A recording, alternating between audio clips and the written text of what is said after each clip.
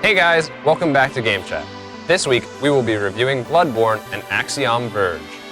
We have some Smash news, some Assassin's Creed news, and Charles continues to hate games. Stay tuned, because GameChat starts right now.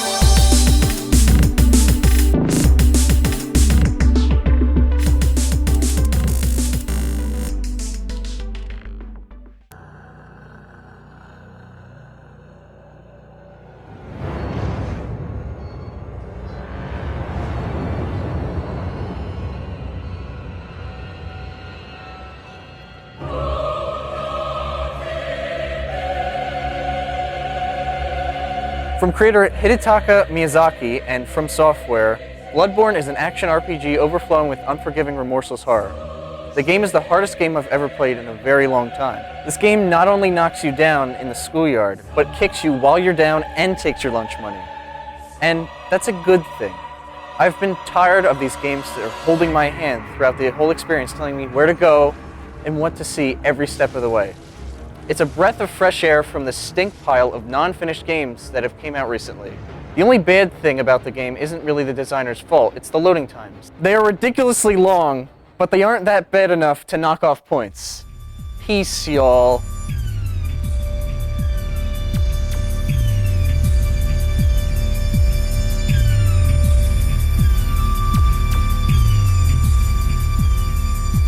Axiom Verge is a 2D Metroidvania-style game created by one man that is both fun and atmospheric. First of all, the music is a standout. It's appropriately retro and immediately sets the tone of this sci-fi world. The art is heavily inspired by Metroid, while the controls are more reminiscent of Contra. The game is all about exploration, finding new weapons and abilities, and figuring out what to do with them while staying alive. The story is relatively minimal, but it is mysterious and intriguing enough for you to want to learn more about this alien dimension that you found yourself in. The lack of overbearing cutscenes is a nice change of pace from a lot of modern story games and allows the gameplay to be the focus. There is a wide variety of weapons to find and each one is unique. This allows you to constantly use new ways to defeat the various types of enemies throughout each environment. There are also a ton of abilities to discover on your journey, from more mundane things like jumping higher to more impressive abilities like teleporting or grappling. One very cool and unique aspect about the game are its glitches. They're not real glitches but are directly related to the world and the story. For example, some aspects of the world appear to be glitched out and some of the weapons let you fix them. Another example is that the ability that lets you travel through walls visually makes you look like you're glitching through the walls. In regards to difficulty, it is appropriately challenging at times, but not to a frustrating extent. You just have to make sure that you use the save points, which there are plenty of. The bosses in this game get increasingly difficult, but they are all fun and require both critical thinking and experimentation. If the game's too easy for you, you can play the hard mode, or if you want to be the best, you can compete in the speedrun mode that removes the cutscenes and constantly shows you how much time you spent. Overall, Axiom Verge is a great game to pick up if you're into the Metroidvania-style gameplay, fun gunplay, and want a cool atmospheric sci-fi world to explore. In a shocking turn of events, Ubisoft has announced more Assassin's Creed games. I know what you're thinking. Why would a successful game series make even more games? Well, money's a huge factor, and who doesn't like open-world third-person stealth games that the series is known for? That's why Ubisoft has announced the Assassin's Creed Chronicles. 3 separate games that follow the 3 separate assassins in 3 different countries. These new games will also scrap the open world aspect in favor of a linear 2D style. These games will take place in never-before-seen locations in the series: India, Russia, and China. Each game will follow the story of Arabaz Nir, Nikolai Orlev, and Xiao Jun, respectively. Will Ubisoft learn from the mistakes from Unity, or will this be another flop? Will Ubisoft just bring pirates and boats back and turn into a new Pirates of the Caribbean franchise? Tune in to GameChat for more updates. Nintendo wants you to vote for the next DLC character in Super Smash Bros. After showing off Mewtwo and announcing Lucas as a downloadable character, Nintendo announced that they are allowing fans to vote for the character they would like to see in the game. Nintendo launched a microsite that allows anyone to suggest new fighters. The site asks which gender you are, which character you're voting for, the title of the game that the character appears in, and why that character should become a fighter. Some popular votes are Goku, Bayonetta, Waluigi, but some of the more interesting characters like Corey Baxter from Corey in the House and Alex Trebek from Jeopardy! Super Meat Boy creators Team Meat want Meat Boy to join the fray, and Xbox head Phil Spencer would like if Banjo from Banjo-Kazooie showed up. My personal choice is, of course, John Marston from the best game of all time, Red Dead! Thank you.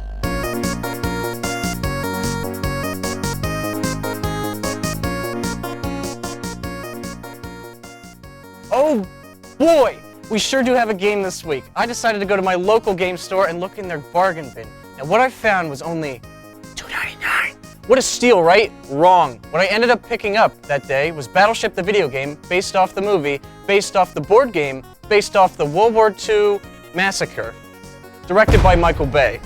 Take a look.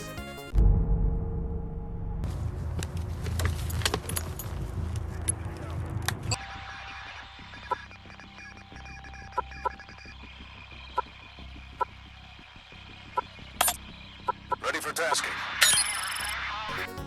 Well, now that you've been through hell, let me explain more in detail why this game is terrible.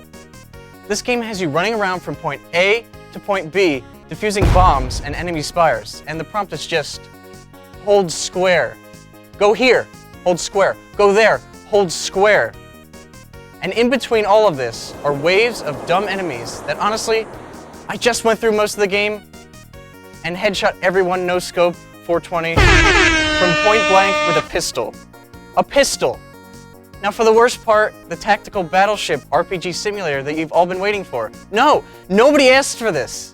The game was bad enough, but now they've gone too far to make you sit through a slow tactical battleship board game simulator. This is where I quit. I was done. I couldn't take anymore. Hold square, fool me once. Fool me twice with bad AI. Fool me 3 times with a Battleship, the game, TM copyright registered simulator. If I wanted to play a f***ing game of Battleship, I would go into my closet and pull out a rope and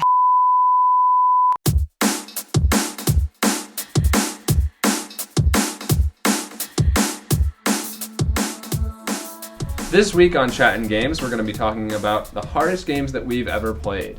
Now, the first game we're going to talk about is Bloodborne, which I know Charles has played. I haven't gotten a chance to play it, but I know it looks a lot like Dark Souls.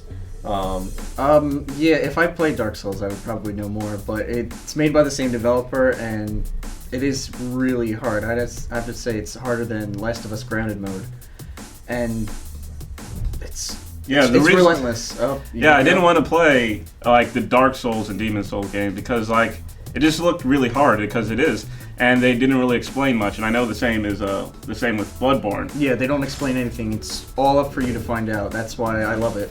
I'm tired of these Nintendo hand-holding games. Like, here you go. Go this way. You see that? Good. Now let's go this way. Okay, game's over. Yeah, but like one of the recently hardest games I played was The Last of Us on Grounded. I didn't beat it, but I know Chris did because that was his first time playing The Last of Us. That game is one of the best games I've ever played. I'm not a PlayStation person. I have an Xbox, but it's definitely one of the best games I've ever played. And it has that same element where you don't really know where you're gonna go. You have like a big open area and you can choose like, I want to go right, I want to go left, or I want to go straight down the middle and kill everyone. And it's pretty much like that kind of strategy, and if you get caught, you're screwed, you're gonna die. You gotta figure out your way to get through there. And that's probably one of the hardest games I've played. Yeah, I like those games once in a while, but I don't want to play like an extremely hard game like all the time. But like when there is that option, like a really hard difficulty on a game that I really like The Last of Us, I play because I think the gameplay, like it's really rewarding when you finally finish a part. Yeah. And you like hit that guy correctly with that pipe. Yeah. No, that's definitely true. I usually play through games on the hardest difficulty to start because I'm a masochist. I don't know. So You're not I never a pleb like Jamal here. Yeah, I'm not. Yeah, you're not a pleb. I never played The Last of Us on a lower difficulty. I only played on Grounded. So I never really knew all of the like special listening ability and how you have more than just 3 bullets. The entire and how you game. can punch people and how if they hit you once, you won't die. Right. Yeah. So things like that. And another game that I really enjoyed that it was actually pretty hard. I played through Wolfenstein: The New Order on Uber mode, which probably was a bad idea. It takes up quite some time to do that because there's just so many enemies on Uber. The thing with first-person shooters and like the hardest difficulty, I feel like those are more cheap because like it's not about like strategies. It's a lot about like kind of luck and like because like it just seems really unfair. Like let's just have a ton of people shooting you. You'll get shot once you die. More damage. Yeah, that's about it. Yeah, it's when there's a first-person shooter, it's more of waves of enemies until you die, and you just have to try and get through it. Yeah, and similar to The Last of Us is like a game, Hotline Miami, where you have to work your way through in like a puzzle type way, and if you get hit once, you're dying. So I like that more of strategic, like work your way through this area instead of just fighting waves off. I feel like that's a better way to do difficulty than in like a first-person shooter kind of way. Yeah, and actually back to Bloodborne, that game actually gets harder. I am not going to tell you how, because that'll spoil everything, but if you get a certain amount of items and it keeps increasing, enemies start getting more powerful and they get new attacks. So the game changes on you as you play, and it doesn't give you a break. The moment you get comfortable with the game, you get uncomfortable. Weren't you saying how there's like invisible bosses that they don't explain? Yes, there was an invisible. You run to this one area, and you're like, okay, this is probably a boss room. The hand picks you up, you're dead. Yeah, you have to. The game it's hard. It's hard. That's it. It's hard. Hard game is hard. Hard game is hard. Yeah, I think there's a lot of games like that, and I think that they definitely like change the way it's gonna happen. You know, like games like that are always better than just like go and run and gun. Yeah, and I think it's definitely more fun to play a game that's harder. Yeah, if the game's too easy, then don't really feel like you're doing anything. Kind of like The Order 1886. You never really felt like you were gonna die in that game. You know, I spent $80 on that game, so I'm gonna have to say it's good, and you're wrong. Oh, okay. End of conversation there. Yeah. Well, that's all we have for chatting games today. We'll see you next week.